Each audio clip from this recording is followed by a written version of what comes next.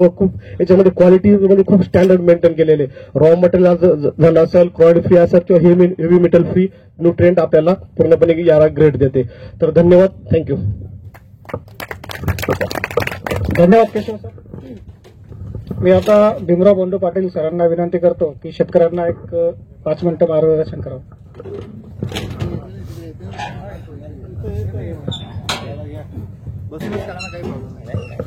नाही बसा.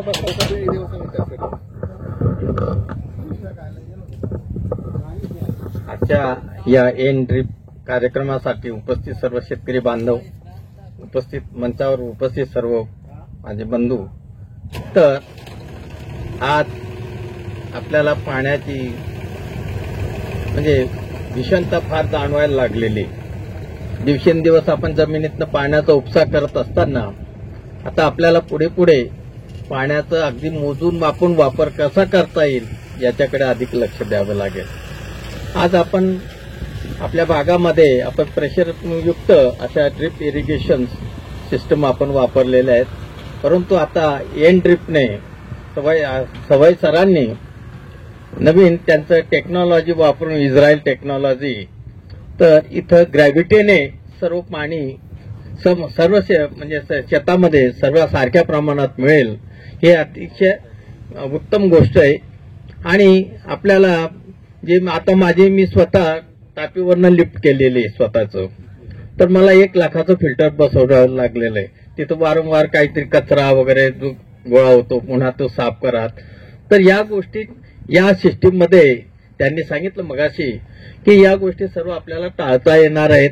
म्हणून ही सिस्टम अगदी चांगल्या प्रकारे चालेल असं मला आशा वाटते. आणि म्हणून आपण शेतकऱ्यांनी या गोष्टीचा अधिकाधिक लाभ घ्यावा. आणि मी एवढे बोलून माझे 2 शब्द संपवतो. धन्यवाद पाटील साहेब. श्री अभिजित दादा पाटील यांना मी विनंती करतो एक 5 मिनिटं एक 5 मिनिटं एक ड्रीप बद्दल बोला नाही असं नाही. प्रत्येकाची पॉईंट वेगळे आपलं काय, मी फक्त ऐकायला आलो. शेतकऱ्यांना बोलू काय आणखी. बरं, शेतकऱ्यांनी आता लाईव्ह प्लॉटर सिस्टम पाहिलेली आपली, तर तुम्हाला शेतकऱ्यांना जर कोणाला काही समस्या असतील तर तुम्ही विचारू शकता. समस्या नाही, खर्च नाही, समस्या सांगा. समस्या एकरी खर्च कसा आहे आपण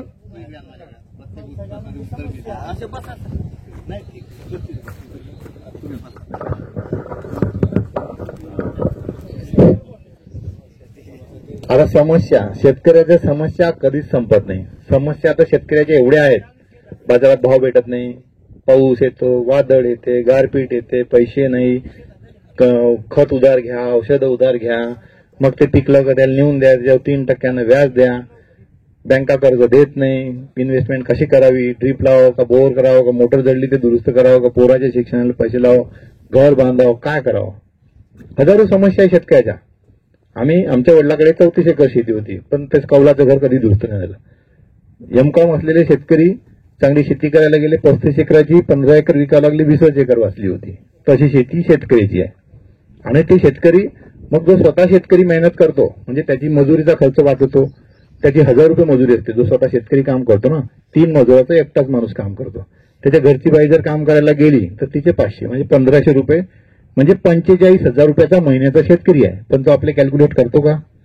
महिन्याचे 12 महिन्याचे 10 महिने काढा ना, 4.5 लाख रुपये तर त्याच्या मजुरीचे आहे. तो जर शहरात मजुरी करायला 4.5 लाख रुपये भेटते त्याला, त्याच्यापेक्षा जास्त 9 लाख रुपये पगाराचा माणूस शेतात फुकट काम करतो. ही खरी शेतकऱ्याची समस्या आहे. याच्या व्यतिरिक्त कोणाचा पुन्हा वीज भेटत नाही हे तर विषयच जाऊ द्या. रात्री बेरात्री लाईन येते, रोही, डुकरं, हरण, उंदर सगळेच खाते, मग उरलं सुरलं आपल्याकडे. त्याच्यानंतर आता रात्री आला कुठं साप चावला कोणाला, त्याचा काही आहे फायदा? मेला बाप, पोराचा मरते, नवरा मरते, बायकोचा. शेतकऱ्याचं जीवन मोठं कठीण आहे. चपला न घालता शेतात का फिरते तो? त्याला वाटते का चपलेला खिळा टोचला खराब होऊ नये, तर तो स्वतःचा जीव धोक्यात टाकतो तो शेतकरी. अशा अनादी समस्या आहेत ना. कारण बघा, मी रात्री 12 वाजता लाईन पाणी दिलेलं आहे. माझ्या शेतामध्ये रात्री तशीच लाईन यायची. मग मी शेतात जाणं बंद केव्हा केलं? जेव्हा माझ्या समोर प्रत्यक्ष नागोबा उभा राहिला रात्री 12 वाजता. कोवळ्याच्या शेतामध्ये मी जात असताना अंगावर काटे शहर आले आता गरज असं वाटलं का लहान लहान पोरं सोडून आपण शेतात काम करून राहिलो निघते काय. शेवटी कोवळे 3 रुपये किलोने विकले होते ते 12-15 रुपये किलोचे. एकदा गारपीट झाली तर जवळपास पहिल्या वर्षी मला 48 लाख रुपयाचे कोवळे झाले आणि दुसऱ्या वर्षी 24 लाख रुपये खिशातून गेले. अशी शेतकऱ्याची हालत आहे. आता मी त्यावेळेस पर्सनल लोन बँकेतून कर्ज घेऊन केलं पण प्रत्येकाला नाही मिळू शकत ना. ते शेतकऱ्यांना नाही मिळत कर्ज. जो नोकरी करतो तो शेती करू शकतो, जो व्यवसाय करतो तो शेती करू शकतो, परंतु प्रत्यक्ष शेतीवर डिपेंड असणारे फार लोक असे आहेत की ते शेतीचा खर्च काढणं कठीण आहे. हे मलाही समजते ना. म्हणून माहिती तुम्हाला सांगा मी 2001 आपल्या 1994 पासून जेव्हापासून नेटाफिम मध्ये लागलो 10 वर्ष मी स्वतः, तेव्हा मला काही खूप अॅग्रोनॉमिकल माहित नव्हती. ड्रिप पिकण्यासाठी जात होतो लोकांकडे 10 वर्ष. पण 2001 पासून जेव्हा शेती तयार केली, माझं स्वतःचं टरबूज लावलं. एका अंकुर सीडच्या PhD झालेल्या सायंटिस्टनं मला माइट्सवर औषध सांगितलं. मी मस्तपैकी नागपूरवरून डोजर सगळं घेऊन गेलो आणि त्याच्यावर सल्फर डस्ट केलं होतं पावडर. त्याच्या अगोदर मला त्या शेतामध्ये 20 टनाचा ऍव्हरेज आलेले टरबूज. दुसऱ्या वर्षी माझे टरबूज सल्फर पावडर चुकीच्या माणसाच्या सल्ल्याने, एक्सपर्टच्या PhD वाल्याच्या, सगळे खराब झाले. तेव्हापासून कोणाचा सल्लाही घेणं बंद केला आणि मी स्वतः जे शेतात करत होतो. म्हणून नागपूर जिल्ह्यामध्ये तुम्ही पाहिलं असेल सगळ्या मिरचीचं उत्पादन व्हिएना 277, टरबूजच्या व्हेरायट्या नामदेव उमायचं, नेल्सन, पपई 786 हे जे रुजवणारे आहे ना आम्ही आहे. मी स्वतः मेहनत केली. जवळपास 150 ते 200 शेतकऱ्यांचा ग्रुप होता. आम्ही एकत्र शेती सगळ्या लोकांकडे जाऊन मी मार्गदर्शन करत होतो. पण लोकांचं ऐकून नाही, स्वतः करायचं मग सांगायचं. आता व्हिएनाचं तुम्हाला सांगतो 277 व्हेरायटी विमल चव्हाण तुम्ही नाव ऐकलंय. माझ्या शेतात टरबूज लावले असताना व्हेजिटेटिव्ह ग्रोथ एवढी झाली की मला असं वाटलं टरबूज लागते की नाही लागते. मी त्यांना विचारलं होतं लिओसिन सोडू का. त्यांनी सांगितलं होतं मला त्याच्यातला अनुभव नाही. मी स्वतः एका एकरामध्ये टरबूजामध्ये 1 लिटर लिओसिन सोडलं होतं काकाजी. मला सगळ्या लोकांनी पागलात काढलं होतं आणि त्या शेतामध्ये आपण 28 टन प्रति एकर ऍव्हरेज घेतला होता नामदेव उमाजीच्या नेल्सनचा. तेव्हापासून ते टरबूज फ्री तुम्ही नाव ऐकलं असेल नेल्सन, ते फेमस आपल्या शेतात. पहिल्या वर्षी मी स्वतः लावलं होतं 20 हेक्टर पहिल्याच वर्षी. तर शेतकऱ्याच्या समस्या ह्या शेतकऱ्याच्या ठिकाणी आहेत, मला त्या माहिती आहे. म्हणून मी आज मी कंपनीचा ऑल इंडियाचा हेड आहे. तरी मी कोण्याही शेतकऱ्याच्या शेतात जाताना कधी संकोच करत नाही. मी स्वतः जातो, स्वतः पाहतो, काही मला जेवढं सांगता येईल तेवढं सांगण्याचा प्रयत्न करतो. हा एनड्रिपचा विषय नाही आहे. मी कोणत्याही कंपनीत होतो तेव्हा हेच केलं आणि आता पुढेही करत राहणार. मीटिंगमध्ये मी स्वतः काय येतो तुम्हाला सांगतो. मला ते अनुभव शेअर करायचे असतात. शेतकऱ्याच्या अडचणी, तांत्रिक माहिती, तुम्ही कोणतीही अडचण असेल तर मला विचारा. तुमच्या प्रत्येक अडचणीचं मी उत्तर देईल. तुमच्या शेतामध्ये लागलेली पिकं आहेत ना, आता मला जेवढा वेळ भेटेल. पपईबद्दल मी तुम्हाला सांगू शकतो. केळीचा मी काही एक्सपर्ट नाही, कारण मी केळी कधीच लावली नाही. पपई, मिरची, टरबूज, कोवळे आणि कारले ह्या 5 पिकावर मी तुम्हाला चांगली माहिती सांगू शकतो पिकाची. मी काही MSc किंवा BSc किंवा PhD नाही. मी BTech ऍग्रिकल्चर इंजिनियर आहे आणि माझा शेतीचा जवळपास 2001 पासून 2020 पर्यंतचा ऍक्टिव्ह अनुभव आहे. स्वतः शेतात करून घेतलेला. म्हणजे शेती काय मी करत नव्हतो, मी काही पंप फवारत नव्हतो, माझे वडील करायचे. परंतु ज्यावेळेस कोरोना होता ना त्यावेळेस मजूर काम नाही करायचं. मी सुद्धा पाठीवर आपले ग्लायसेलचे पंप घेऊन फवारणी केली आहे स्वतःच्या शेतात, दुसऱ्याच्या नाही. तर शेताच्या अडचणी सगळ्यांच्या मला माहिती आहे, मी समजू शकतो आणि त्याच्यामुळे मी स्वतः जाऊन लोकांना प्रयत्न करतो की त्यांचं नुकसान होऊ नये. म्हणजे आपल्याला जेवढं माहिती आहे तेवढं सांगावं. आणि यारा फर्टिलायझरचे फर्टिलायझर चांगले आहेत की नाही आहेत हे तुम्ही ठरवायचं आहे. यांचा फक्त आपण मदत एवढ्यासाठीच घेतली होती की यारा फर्टिलायझर ही इंटरनॅशनल कंपनी आहे. त्यांच्या कंपनीचे खतं हे थोडेसे क्रिस्टलाईन खत आहेत, ते दुसऱ्या ड्रीपमधून जात नव्हते. त्यांच्या वरच्या मॅनेजमेंटने आम्हाला विचारलं की आम्हाला तुमच्या सिस्टीममध्ये टेस्ट करायचे आहे. पहिल्यांदा केलं. आजही आम्ही कंपनीच्या पूर्व सूचनेनंतर यांचे फर्टिलायझर आपल्या याच्यातून जाऊ शकतात. 100% विद्राव्य खत आहेत. आता त्याचं शेड्यूल कसं फॉलो करायचं हे तुम्ही ठरवायचं आहे.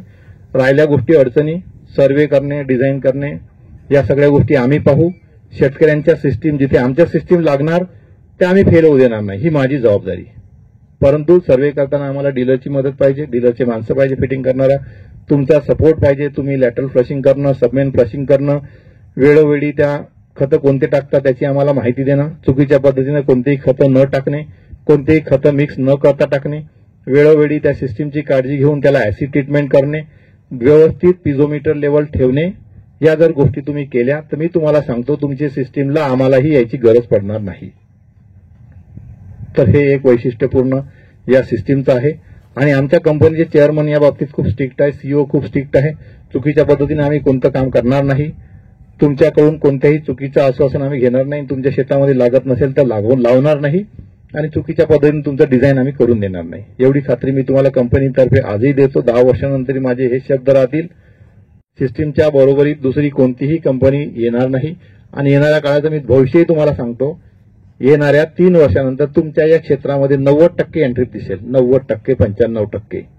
तोपर्यंत भारतामध्ये प्रोडक्शनही तयार होईल येणाऱ्या 1 वर्षात, 2 वर्षामध्ये, किंवा कदाचित झालं तर येत्या 6 महिन्यातही होऊ शकते. हे जर झालं तर भारतामध्ये याची किंमतही कमी होईल. सेंट्रल गव्हर्नमेंट सोबत आमचे प्रयत्न चालू आहे सबसिडीसाठी. येणाऱ्या आता 4 तारखेला इलेक्शनचे रिझल्ट लागले. 10 तारखेला पहिली कॅबिनेट बसेल. 11 तारखेला आमची, 12 तारखेला आमची सेंट्रल गव्हर्नमेंटचे जे कोणते मंत्री राहतील त्यांच्यासोबत मीटिंग आहे. गुजरातचे राज्यपाल होते, त्यांना पण मी या सिस्टीमचं डेमॉन्स्ट्रेशन दाखवलं होतं. त्यांच्याकडे पण आपली सिस्टीम लागणार आहे. त्यांनी पाहिलं, त्यांना खूप आवडली. त्यांनी स्वतः सांगितलं होतं गरज पडल्यास मी पंतप्रधानाला पण इथे आणेल म्हणे दाखवायला सिस्टीम. तर अशा वरच्या लेवलवर आपले प्रयत्न चालू आहे. लवकरच ही कंपनी सबसिडीमध्ये पण येईल आणि तुम्हाला सबसिडीच्या नॉर्ममध्ये पण मिळेल. याच्यात थिकनेस पण आम्ही आता जो 0.2 आहे, भारतामध्ये लोकांना असा थोडासा विश्वास बसत नाही की चालेल की नाही चालेल, तर याची थिकनेस पण जेव्हा भारतात बनेल तेव्हा 0.5, 0.7, 0.9 पण बनेल आणि सबसिडी अप्रूव्हल झालं तर मग विषयच नाही. दुसरा विषय याच्यामध्ये डेव्हलपमेंट चालू आहे की हा ड्रिपर आता सध्या नॉन कॉम्पेन्सेटिंग आहे.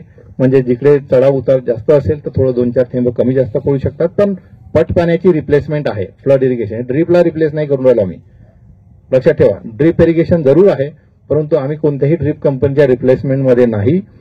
आम्ही फक्त पटपाणी रिप्लेस करणे, फ्लड इरिगेशनवाला शेतकऱ्याला ड्रीपवर आणणे हा कन्सेप्ट आहे. त्या इन्फ्रास्ट्रक्चरवर जसं पंजाबमध्ये लोकांच्या सिमेंटच्या पाईपलाईन आहे त्याच्यावर आम्ही ड्रीप लावलं. आणि तुमची जी मेन लाईन आहे की नाही, ही तुम्हाला पीव्हीसी 4 इंचची पण गरज नाही. हे जे तुम्ही पतले पाईप पांढरे वापरता या टोकातून त्या टोकात पाणी न्यायला, या बोरपासून त्या टंकीपर्यंत तुम्ही जो जरी पाईप वापरला तरी चालते. एवढी सिस्टीम आहे. आणि त्याच्यानंतर ही पीव्हीसी सबमेन यांचं म्हणणं होतं की आपल्याला चांगलं द्यायचं आहे म्हणून 4kg वापरली. अदरवाईज ते छोटे पतले पाईप असतात, त्याला लेफ्ट लाईट कनेक्टर लावले तरी ही सिस्टीम तुम्हाला कमीत कमी पैशामध्ये बसू शकतो. आणि शांततेनं तुम्ही ऐकलं. फार मी बराच बोललो तरी तुम्ही सगळ्यांनी एवढ्या शांततेने ऐकून घेतल्याबद्दल मी सगळ्यांचे आभार मानतो. आणि पाटील साहेबांना मी म्हणतो जे वितरक आहे त्यांनी 2 शब्द बोलावेत, त्यांचा अनुभव.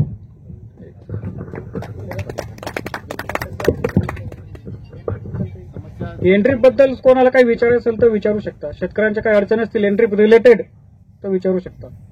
एकदा एकरी खर्च कसा आहे, आपण सर्वे करतो. सर्वे केल्यानंतर तुमचं स्पेसिंग किती राहणार आहे, 4 फूट राहणार आहे, 5 फूट राहणार आहे, त्याच्यानुसार तो खर्च व्हॅरिएशन होत राहते. तरी 5 फुटाच्या अंतरावर तुम्हाला 45 ते 50 हजारापर्यंत एकरी खर्च जाईल एक अंदाजे. आता खर्च सांगतो मला. इथे 4 एकर आहे. हे 4 एकरामध्ये एकच टाकी आहे, एकच सबमेन आहे 4.5 एकरात. तिथे शेल्टीला जर गेले तुम्ही ते 4 एकरामध्ये 2 टंके आहे आणि 2 एकरासाठी दुसरी टंकी आहे. म्हणजे 6 एकरात किती टंके आहे, 3 टंके. पण आता हे जर क्षेत्र 7 एकराचं करायचं असतं मला एकच टंकी लागली असती. म्हणजे त्यांचा 2 टंक्यांचा खर्च वाचला असता, पाईप वाचले असते. म्हणजे तो खर्च जो आहे ना शेताचा, तुमचा चढ उतार, टोपोग्राफी, तुमचं शेत लांबी रुंदी आणि तुमच्याकडे येणाऱ्या पाण्याचा सोर्स किती आहे त्याच्यानुसार तुमचा खर्च हा कमी जास्त होऊ शकतो. पण सरासरी 40-45 हजार रुपये एकरी तुम्ही घेऊन चालायला काही हरकत नाही. अजून कोणाची काही अडचण आहे? प्रेशरवाल्या ड्रीपमधलं जरी तुम्हाला विचारायचं असेल तरी विचारा, काही प्रॉब्लेम नाही.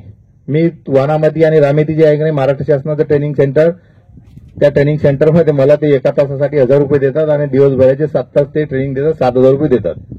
मी वनामती आणि रामेतीचा ट्रेनर पण आहो. प्रेशराइज इरिगेशन मध्ये अकोल्याचे एसओ आले होते, आता 3च वर्ष राहिले होते त्यांना रिटायर व्हायला. मी माझं त्यांनी जेव्हा ऐकलं तिथं वनामतीमध्ये त्यांनी मला स्पेशल बोलून घेतलं होतं अकोल्याला की तुमचं तिथं ट्रेनिंग सेशन ठेवा. सगळ्या कंपनीचे डीलर, सगळ्या कंपनीचे एम्प्लॉई, त्याच्यानंतर सगळे डिपार्टमेंटचे एसडीओ, तालुका, मंडळ, असिस्टंट, स्वतः एसओ जवळपास 2 तास मध्ये त्यांनी स्पीच ठेवलं होतं. त्यांनी हे म्हटलं होतं की जेवढी तांत्रिक माहिती, आता जसं तुम्हाला इथे जर मी सांगितलं का नाही तर तुम्हाला सांगतो उद्याच तुम्ही हा अर्ध्या सिस्टीम काढून टाकता. तुम्ही एक साधं प्रेशर गेज घ्या, सांगता तुम्हाला जर सिस्टीम पाहिजे असेल तुम्हाला, त्या कोपऱ्यातून या कोपऱ्यापर्यंत येणारं पाणी, ते एक प्रेशर गेज आणि एक अडॅप्टर. काही नाही, 400 रुपयाचं प्रेशर गेज, 150 रुपयाचं अडॅप्टर नेटाफिम कंपनीकडे भेटते. त्या टोकात पहिलं जे लॅटरलचं टोक आहे ते ओपन करा, त्याच्यात घुसवा, तिथे किती प्रेशर आहे ते पहा, मध्ये एकदा प्रेशर पहा आणि इथं पहा. म्हणजे तुमच्या लक्षात येऊन जाते तुमची सिस्टीम बरोबर आहे की नाही. त्याच्यानंतर या नळीचं टोक तुम्ही चालवलं, लॅटरलचं एंड उघडा, कचरा जाऊ द्या, तिथं लावा. तसं तुम्हाला जिथे जिथे लावायचं तिथं पहा. आणि तुम्हाला कंपनीनं ड्रिप लावून दिलं, त्यांची जबाबदारी आहे सर्वे करणं, त्यांचं काम आहे डिझाईन करून देणं, हे कंपनीचं काम आहे, डीलरचं नाही. सबसिडी भेटते कंपनीच्या डिझाईनच्या इंजिनियरच्या सहीशिवाय भेटत नाही. ते तुम्ही डिझाईन पाहिजे असेल तर पहा. लॅटरलच्या शेवटी 1 kg प्रेशर नसेल तर तुमची सिस्टीम हे मी 2 वर्षाच्या वर चालणार नाही याची गॅरंटी सांगतो. आता हे झालं प्रेशरचं. आणि तुम्ही जर खतं दिले तर तुमच्या सिस्टीमचं प्रेशरच बरोबर नसेल तर खतं सारखे जातील का? जाणारच नाही. त्याच्यानंतर तुमची सिस्टीम चोक होते. पांढऱ्या थराला, हिरवा थराला शेवाळ, काही कॅल्शियमचा आला पांढरा थर, लाल थर आला तर फेरसचा, तर चोक झाले तर तुम्ही ऍसिड देता. ऍसिड दिलं तर तुमचा फायदा काहीच होत नाही, कारण ते पहिलं सिस्टीम चुकीची आहे. सगळीकडे सारखं पाणीच जात नाही तर सगळीकडे तुमचं ऍसिड जाईल का?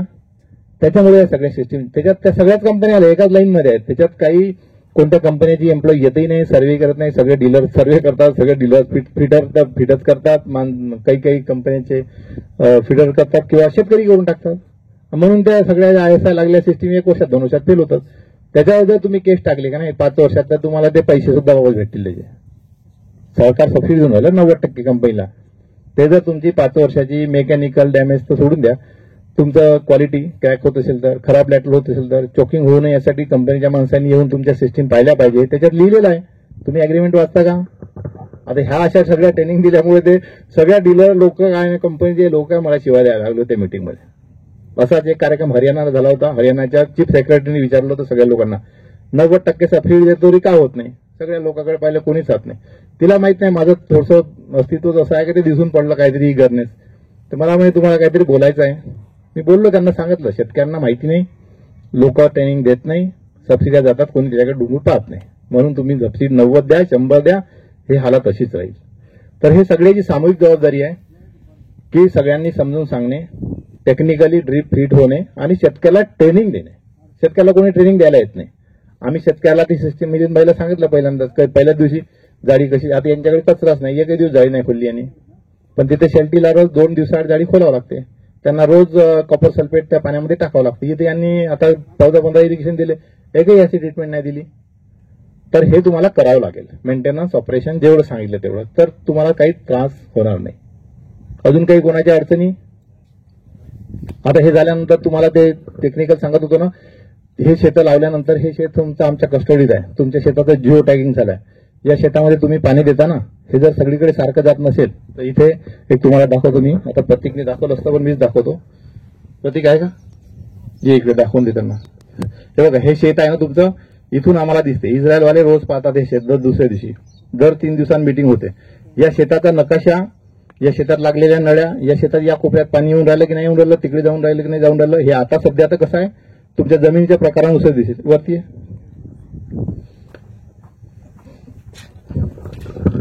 हे बघा, हा एक ऍप आहे. यांच्या इथं टाकला का तुम्ही? तुमच्या इथे टाकलेला आहे का? तर यांच्या याच्यामध्ये शेल्टीला दिलाय. यांच्या मोबाईलमध्ये असा ऍप आम्ही ओपन करून देतो. यांचा मेल आयडी असतो, यांना पासवर्ड असतो. हे स्वतः त्या ऍपवर ओपन करून आपलं शेत पाहू शकतात की सगळीकडे सारखं पाणी जाऊन राहिलं की नाही जाऊन राहिलं. म्हणजे तुमच्या शेतामध्ये पाणी सारखं जात नसेल, खतं सारखं जात नसेल तर झाडाची वाढ कमी जास्त होईल. कुठं नळ्या उंदरानं कुतडल्या तर तिथं त्या टंकीच्या जवळ लिकेज होईल, पिझोमीटर लेवल कमी होईल. कुठं पाणी ड्रिपर चोक झाले तर झाडाला पाणी मिळणार नाही, ते लाल सिग्नल दाखवेल. म्हणजे हे जे ऍप आहे ना, हे दुसऱ्या कोणत्या कंपन्याकडे आहे नाही, कोणी कोणाला सांगत नाही. तर हे सगळे शेतं आमच्या कस्टडीमध्ये आहेत. जेवढेही म्हणजे भारतात काय पुऱ्या जगभरात जेवढेही सिस्टीम लागलेली आहे. आता हे शेत 4 एकराचं आहे म्हणून तुम्ही जाऊन पाहू शकता.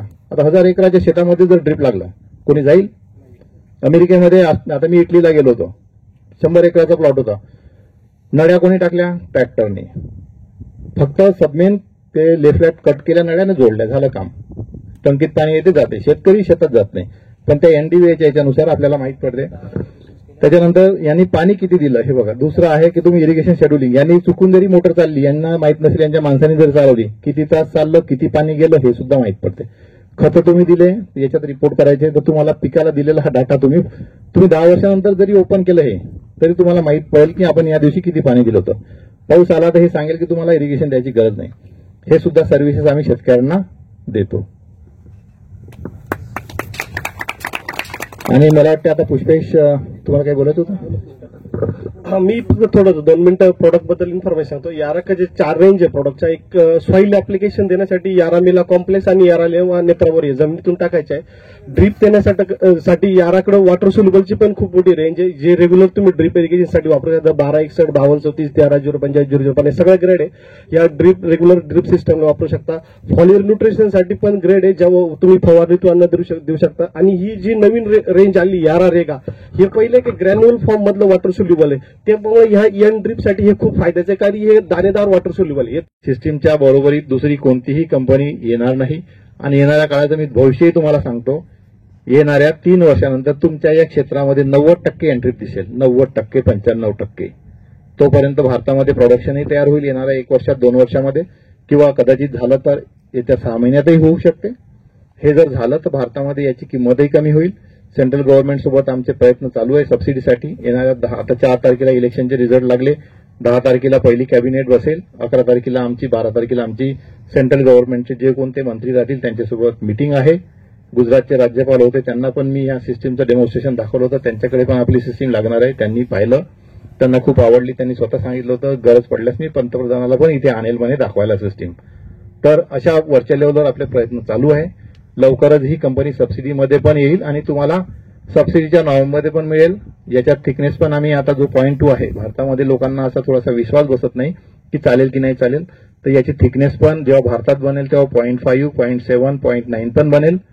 आणि सबसिडी अप्रूव्हल झालं तर मग विषयच नाही. दुसरा विषय याच्यामध्ये डेव्हलपमेंट चालू आहे की हा ड्रिपर आता सध्या नॉन कॉम्पेन्सेटिंग आहे, म्हणजे जिकडे चढाव उतार जास्त असेल तर थोडं 2-4 थेंब कमी जास्त पडू शकतात, पण पट पाण्याची रिप्लेसमेंट आहे. फ्लड इरिगेशन ड्रीपला रिप्लेस नाही करून राहिलो आम्ही, लक्षात ठेवा. ड्रीप इरिगेशन जरूर आहे, परंतु आम्ही कोणत्याही ड्रीप कंपनीच्या रिप्लेसमेंटमध्ये नाही. आम्ही फक्त पट पाणी रिप्लेस करणे, फ्लड इरिगेशनवाला शेतकऱ्याला ड्रीपवर आणणे हा कन्सेप्ट आहे. त्या इन्फ्रास्ट्रक्चरवर जसं पंजाबमध्ये लोकांच्या सिमेंटच्या पाईपलाईन आहे त्याच्यावर आम्ही ड्रीप लावलं.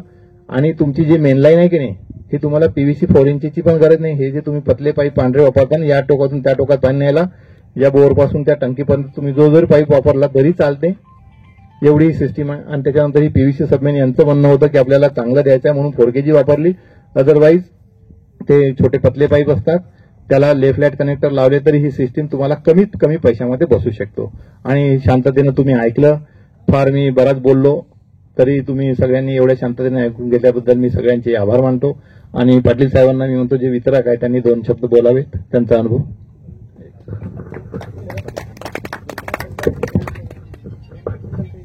एंट्री बद्दल कोणाला काही विचारायचं असेल तर विचारू शकता. शेतकऱ्यांच्या काही अडचणी असतील एंट्री रिलेटेड तर विचारू शकता.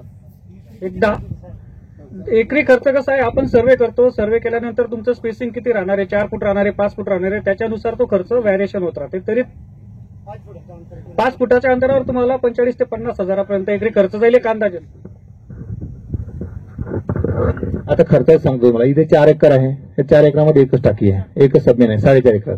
तिथे शेल्टीला जर गेले तुम्ही तर 4 एकरामध्ये 2 टंके आहे आणि 2 एकरासाठी दुसरी टंकी आहे, म्हणजे 6 एकरात किती टंके आहे, 3 टंके. पण आता हे जर क्षेत्र 7 एकराचं करायचं असतं ना, मला एकच टंकी लागली असती, म्हणजे त्यांच्यात 2 टंक्यांचा खर्च वाचला असता, पाईप वाचले असते. म्हणजे तो खर्च जो आहे ना शेताचा, तुमचा चढ उतार, टोपोग्राफी, तुमचं शेत लांबी रुंदी आणि तुमच्याकडे येणारा पाण्याचा सोर्स किती आहे त्याच्यानुसार तुमचा खर्च हा कमी जास्त होऊ शकतो. पण सरासरी 40-45 हजार रुपये एकरी तुम्ही घेऊन चालायला काही हरकत नाही. अजून कोणाची काही अडचण आहे? प्रेशरवाल्या ड्रीप मधलं जरी तुम्हाला विचारायचं असेल तरी विचारा, काही प्रॉब्लेम नाही. मी वानामती आणि रामेती जे आहे की नाही महाराष्ट्र शासनाचं ट्रेनिंग सेंटर, त्या ट्रेनिंग सेंटरमध्ये मला ते 1 तासासाठी 1000 रुपये देतात आणि दिवसभराचे 7 तास ते ट्रेनिंग देतात, 7000 रुपये देतात. मी वनामती आणि रामेतीचा ट्रेनर पण आहो. प्रेशराइज इरिगेशन मध्ये अकोल्याचे एसओ आले होते, आता 3च वर्ष राहिले होते त्यांना रिटायर व्हायला. मी माझं त्यांनी जेव्हा ऐकलं तिथं वनामतीमध्ये, त्यांनी मला स्पेशल बोलून घेतलं होतं अकोल्याला की तुमचं तिथं ट्रेनिंग सेशन ठेवा. सगळ्या कंपन्याचे डीलर, सगळ्या कंपन्याचे एम्प्लॉई, त्याच्यानंतर सगळे डिपार्टमेंटचे एसडीओ, तालुका, मंडळ, असिस्टंट, स्वतः एसओ जवळपास 2 तास माझे त्यांनी स्पीच ठेवलं होतं. त्यांनी हे म्हटलं होतं की जेवढी तांत्रिक माहिती, आता जसं तुम्हाला इथे जर मी सांगितलं का नाही तर तुम्हाला सांगतो उद्याच तुम्ही हा अर्ध्या सिस्टीम काढून टाकता. तुम्ही एक साधं प्रेशर गेज घ्या, सांगतात तुम्हाला जर सिस्टीम पाहिजे असेल तुम्हाला, त्या कोपऱ्यातून या कोपऱ्यापर्यंत येणारं पाणी, ते एक प्रेशर गेज आणि एक अडॅप्टर, काही नाही 400 रुपयाचं प्रेशर गेज, 150 रुपयाचं अडॅप्टर नेटाफिम कंपनीकडे भेटते. त्या टोकात पहिलं जे लॅटरलचं टोक आहे ते ओपन करा, त्याच्यात घुसवा. तिथे किती प्रेशर आहे ते पहा, मध्ये एकदा प्रेशर पहा आणि इथं पहा. म्हणजे तुमच्या लक्षात येऊन जाते तुमची सिस्टीम बरोबर आहे की नाही. त्याच्यानंतर या नळीचं टोक तुम्ही चालवलं, लॅटरलचं एंड उघडा, कचरा जाऊ द्या, तिथं लावा. तसंच तुम्हाला जिथं जिथं लावायचं तिथं पहा. आणि तुम्हाला कंपनीनं ड्रिप लावून दिलं, त्यांची जबाबदारी आहे सर्वे करणं, त्यांचं काम आहे डिझाईन करून देणं, हे कंपनीचं काम आहे, डीलरचं नाही. सबसिडी भेटते कंपनीच्या डिझाईनच्या इंजिनियरच्या सहीशिवाय भेटत नाही. ते तुम्ही डिझाईन पाहिजे असेल तर पहा. लॅटरच्या शेवटी 1 kg प्रेशर नसेल तर तुमची सिस्टीम हे मी 2 वर्षाच्या वरती चालणार नाही याची गॅरंटी सांगतो. आता हे झालं प्रेशरचं. आणि तुम्ही जर खतं दिले तर तुमच्या सिस्टीमचं प्रेशरच बरोबर नसेल तर खतं सारखे जातील का? जाणारच नाही. त्याच्यानंतर तुमची सिस्टीम चोक होते, पांढरा थर आला, हिरवा थर आला शेवाळ, काही कॅल्शियमचा आला पांढरा थर, लाल थर आला तर फेरसचा, तर चोक झाले तर तुम्ही ऍसिड देता. ऍसिड दिलं तर तुमचा फायदा काहीच होत नाही, कारण ते पहिलं सिस्टीम चुकीची आहे. सगळीकडे सारखं पाणीच जात नाही तर सगळीकडे तुमचं ऍसिड जाईल का? त्याच्यामुळे या सगळ्या सिस्टीम, त्याच्यात त्या सगळ्याच कंपन्या एकाच लाईनमध्ये आहेत. त्याच्यात काही कोणत्या कंपन्याची एम्प्लॉई येतही नाही, सर्व्हे करत नाही, सगळे डीलर सर्व्हे करतात, सगळे डीलर फिडर्स करतात, काही काही कंपन्यांचे फिडर करतात किंवा शेतकरी करून टाकतात. म्हणून त्या सगळ्या ISI लागल्या सिस्टीम 1 वर्षात 2 वर्षात फेल होतात. त्याच्यावर जर तुम्ही केस टाकली का नाही 5 वर्षात तर तुम्हाला ते पैसे सुद्धा वापस भेटतील. त्याचे सरकार सबसिडी देऊन राहिलं 90% कंपनीला. ते जर तुमची 5 वर्षाची मेकॅनिकल डॅमेज तर सोडून द्या, तुमचं क्वालिटी क्रॅक होत असेल तर, खराब लॅटल होत असेल तर, चोकिंग होऊ नये यासाठी कंपनीच्या माणसांनी येऊन तुमच्या सिस्टीम पाहिल्या पाहिजे. त्याच्यात लिहिलेलं आहे, तुम्ही अग्रीमेंट वाचता का? आता ह्या अशा सगळ्या ट्रेनिंग दिल्यामुळे ते सगळ्या डीलर लोक काय कंपनीचे लोक मला शिवाय द्यायला लागले त्या मीटिंगमध्ये. असाच एक कार्यक्रम हरियाणाला झाला होता. हरियाणाच्या चीफ सेक्रेटरीने विचारलं होतं सगळ्या लोकांना, 90% सबसिडी देतो तरी का होत नाही? सगळ्या लोकांकडे पाहिलं कोणीच हात नाही. तिला माहित नाही माझं थोडंसं अस्तित्व असं आहे की ते दिसून पडलं काहीतरी गरनेस. तर मला म्हणजे तुम्हाला काहीतरी बोलायचं आहे. मी बोललो, त्यांना सांगितलं शेतकऱ्यांना माहिती नाही, लोक ट्रेनिंग देत नाही, सबसिड्या जातात, कोणी त्याच्याकडे डुंगून पाहत नाही.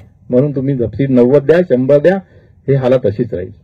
तर हे सगळ्याची सामूहिक जबाबदारी आहे की सगळ्यांनी समजून सांगणे, टेक्निकली ड्रीप फिट होणे आणि शेतकऱ्याला ट्रेनिंग देणे. शेतकऱ्याला कोणी ट्रेनिंग द्यायला येत नाही.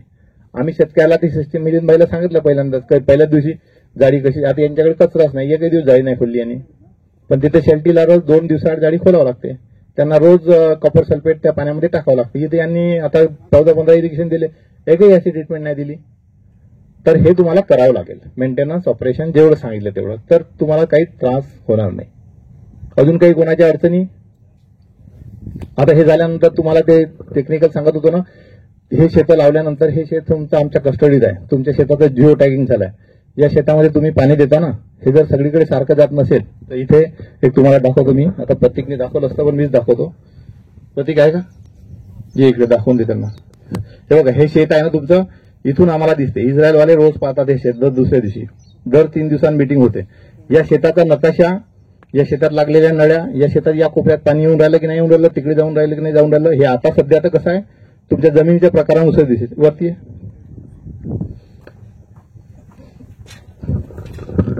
हे बघा, हा एक ऍप आहे. यांच्या याच्यात टाकला का तुम्ही? तुमच्या याच्यात टाकलेला आहे का? यांच्या याच्यामध्ये शेल्टीला दिलाय. यांच्या मोबाईलमध्ये असा ऍप आम्ही ओपन करून देतो. यांचा मेल आयडी असतो, यांना पासवर्ड असतो. हे स्वतः त्या ऍपवर ओपन करून आपलं शेत पाहू शकतात की सगळीकडे सारखं पाणी जाऊन राहिलं की नाही जाऊन राहिलं. म्हणजे तुमच्या शेतामध्ये पाणी सारखं जात नसेल, खतं सारखं जात नसेल तर झाडाची वाढ कमी जास्त होईल. कुठं नळ्या उंदरानं कुचडल्या तर तिथं त्या टंकीच्या जवळ लिकेज होईल, पिझोमीटर लेवल कमी होईल. कुठं पाणी ड्रिपर चोक झाले तर झाडाला पाणी मिळणार नाही, हे लाल सिग्नल दाखवेल. म्हणजे हे जे ऍप आहे ना, हे दुसऱ्या कोणत्या कंपन्याकडे आहे नाही, कोणी कोणाला सांगत नाही. तर हे सगळे शेतं आमच्या कस्टडीमध्ये आहेत. जेवढेही म्हणजे भारतात काय पुऱ्या जगभरात जेवढेही सिस्टीम लागलेली आहे. आता हे शेत 4 एकराचं आहे म्हणून तुम्ही जाऊन पाहू शकता. आता 1000 एकराच्या शेतामध्ये जर ड्रिप लागला, कोणी जाईल? अमेरिकेमध्ये आता मी इटलीला गेलो होतो, 100 एकराचा प्लॉट होता. नळ्या कोणी टाकल्या? ट्रॅक्टरने. फक्त सबमेन ते लेफ्ट कट केल्या, नळ्याने जोडल्या, झालं काम. टंकीत पाणी येते जाते, शेतकरी शेतात जात नाही. पण त्या NDVAच्या याच्यानुसार आपल्याला माहित पडते. त्याच्यानंतर यांनी पाणी किती दिलं हे बघा. दुसरं आहे की तुम्ही इरिगेशन शेड्युलिंग, यांनी चुकून जरी मोटर चालली, यांना माहित नसेल, यांच्या माणसांनी जर चालवली, किती तास चाललं, किती पाणी गेलं हे सुद्धा माहित पडते.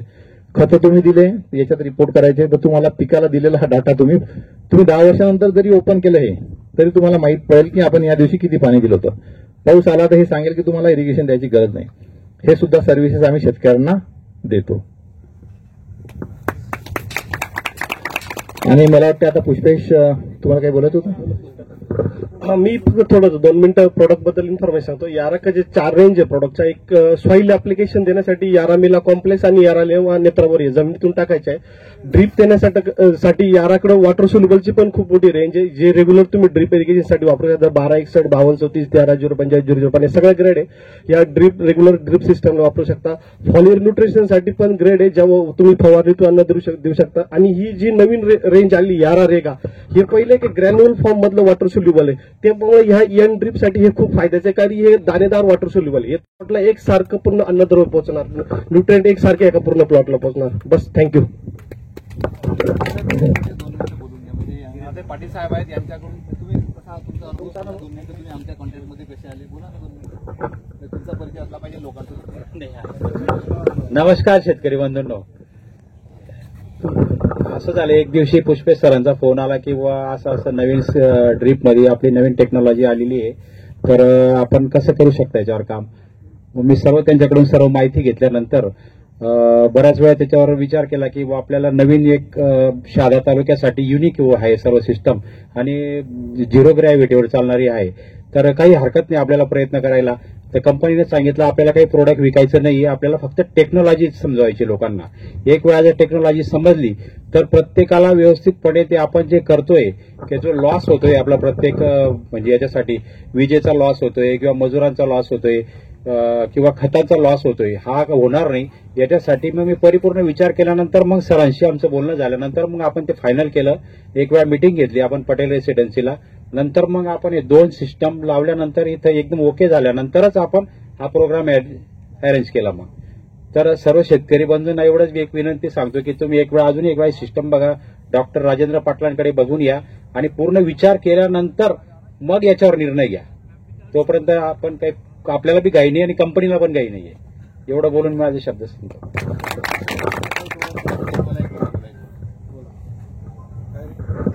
तसं पहिले बोललोच पण तरी बोलतो. या ठिकाणी पाटील साहेबांमुळे आम्ही इथे आलो. मीटिंग झाली, त्या ठिकाणी मिलिंद पाटील आले. काकाजींनी मिलिंद पाटलांनी जर समजून सांगितलं त्यानुसार यांनी निर्णय घेतला, आमचं ट्रिप लावलं. तसेच ते राजेंद्र पाटील, या 2 माणसांमुळे आम्ही तुमच्या इतक्या लोकांपर्यंत येऊ शकलो. यांचे आभार. आणि सध्याच्या परिस्थितीत आपण काय म्हणू शकतो, त्याला आभारच म्हणावं लागेल. आणि त्यांचं उपकार तर ते खूप मोठे शब्द होऊन जातील, पण त्यांची जी मदत झाली, एक जाणत्या अजाणत्या सहकार्य आणि एवढं सहकार्य दिलं की त्यांनी म्हटलं सगळं मी करतो अरेंजमेंट. सगळी यांनी आज सकाळपासून मेहनत करून पेंडलची व्यवस्था केली, जेवणाची व्यवस्था आपण आता करत आहे. आणि जेवणाची व्यवस्था आहे ना, नाही तर मी सांगू मला आधी सांगितलं होतं जेवण आहे संध्याकाळी. तर सगळ्यांनी एवढी चांगली व्यवस्था आणि चांगल्या ठिकाणी जागा झाली आपली, तर यांचे आभार मानल्याशिवाय काही प्रोग्राम म्हणजे हे होणार नाही. तर पुष्पेश बोला. आणि पुष्पेश पाटील आमचे इथे हेड म्हणजे महाराष्ट्राचे मॅनेजर आहेत. यांच्याकडे मध्य प्रदेशचा पण चार्ज आहे. स्वतः जातात आणि स्वतः करून घेतात. जोपर्यंत यांची ट्रेन होत नाही तोपर्यंत हे आहेत. पंजाबवरून एक स्पेशल माणूस बोलवला आहे मी. हा इथे सिस्टम म्हणजे याचा अनुभव आहे.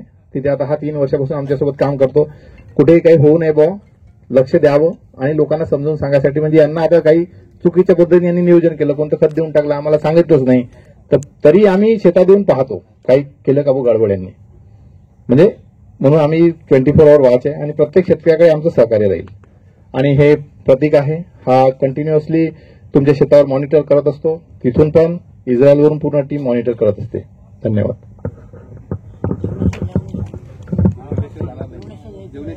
कार्यक्रम संपला असं मी जाहीर करतो, पण त्याच्या आधी आभार प्रदर्शन करणं महत्वाचं आहे. त्याच्यामुळे मी धीरज पाटील साहेबांना आभार व्यक्त करण्यासाठी. नमस्कार.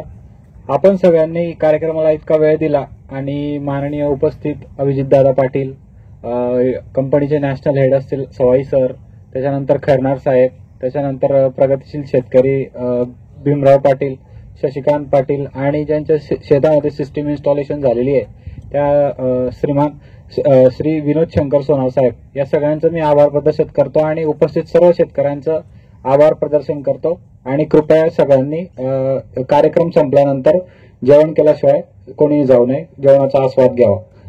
धन्यवाद.